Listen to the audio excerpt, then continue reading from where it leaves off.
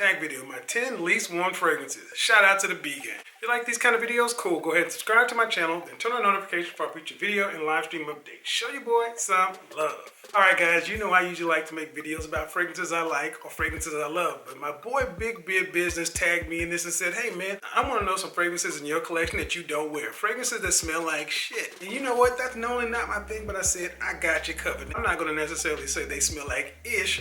I will just say that I got better things or better things to wear at that particular category. So, your mileage may vary, but let's go ahead and get into the video, starting off with number 1 from the house of Baldassarrini, we have Ombre. Yep, Ombre. And ironically, this fragrance has actually made a couple of my different lists for this boozy kind of amber woody kind of fragrance. But again, sadly for this fragrance, for me, I have so many better options at this particular category that this is just one that I never ever reach for.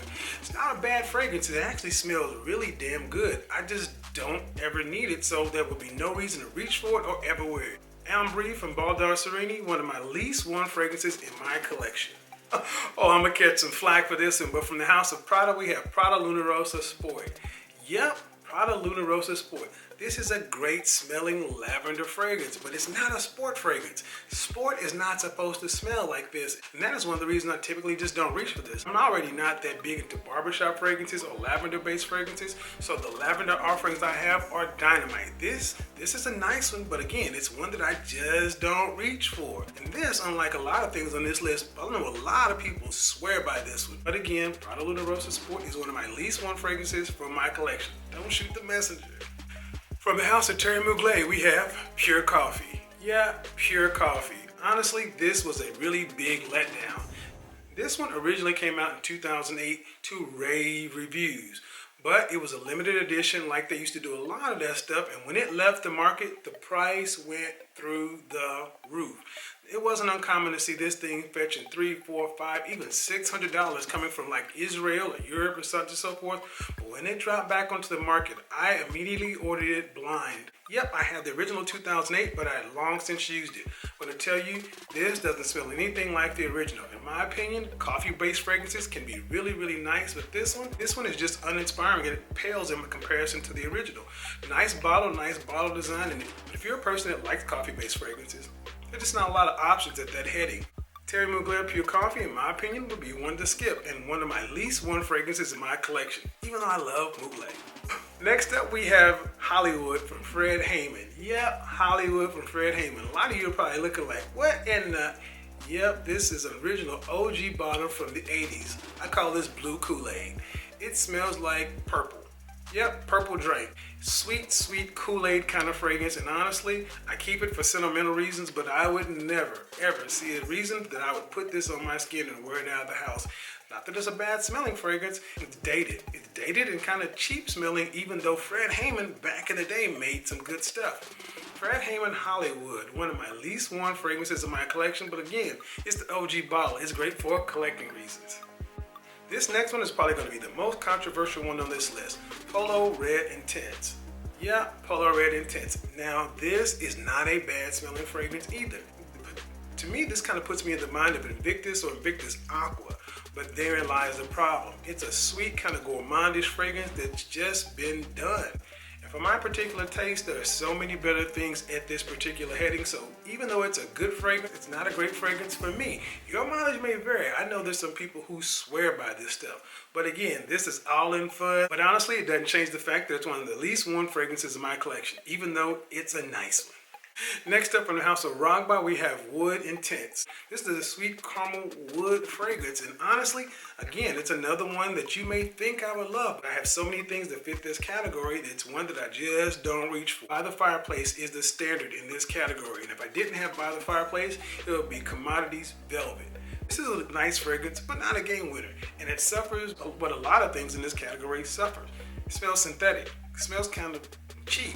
Doesn't mean it's cheap, doesn't mean it's bad, it just means there are better things. If I'm going to wear something sweet, evocative, I want to have something that's going to smell hellified good. Ragba Wood Intense is a highly rated, highly complimented fragrance by a lot of people, but alas, it's one of my least worn fragrances in my collection. Ooh, it's getting hot. Next from the house of Lalique, we have Encre Noir. This is honestly a great fragrance for the art of it. However, I just have no occasion to actually pull this out and wear it anywhere. deep, dark, rich, evocative fragrances, I love them. But again, when you have so many things at a particular heading, there's no reason to go down and get this one when I can easily wear something like Yo Sombra Negra or Black Afgano. I mean, yes, it has this nice inky vetiver smell. It's not a bad fragrance at all. Matter of fact, some people even think this is a masterpiece. But for me and how I like to rock and with fragrances, there's no occasion I'm going to say, you know what, I want to smell like that. Sadly, Encre Noir from Lalique is one of the least worn fragrances in my collection. It's probably going to be a shock to a lot of you guys because I'm sure you dig it. We're getting close to the end, and next up we have Bond Number 9 Little Italy, a white floral citrus. Gotta admit, I love this part of New York. I love this bottle. I love what I can do with this thing. I use this to brighten and blend with other Bond fragrances. However, on its own, it just doesn't stand up. It's linear, it doesn't do much, and some people have even said it smells kind of like Windex to them.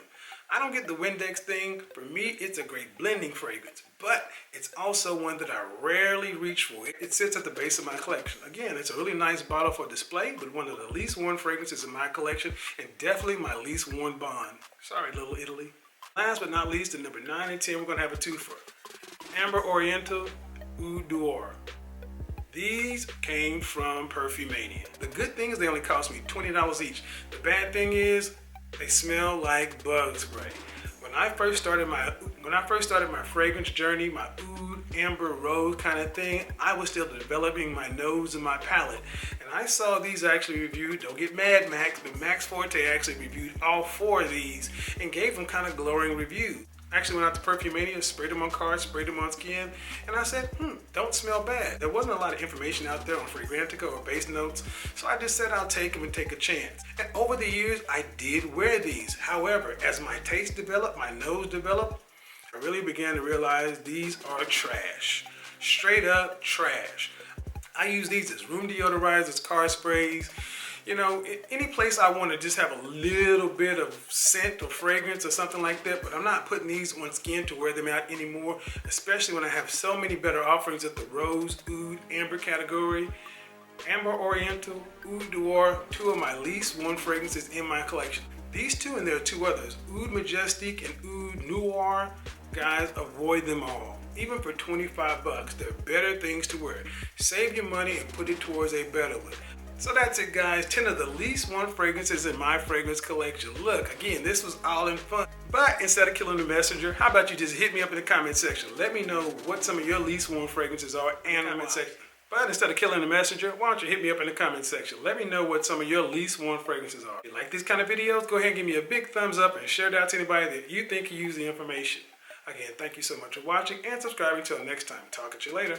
By the way, you want to stay connected? Follow me on social media. Links will be down in the description. Peace, 2 fingers, and I'm out. It's your boy. Don't suck.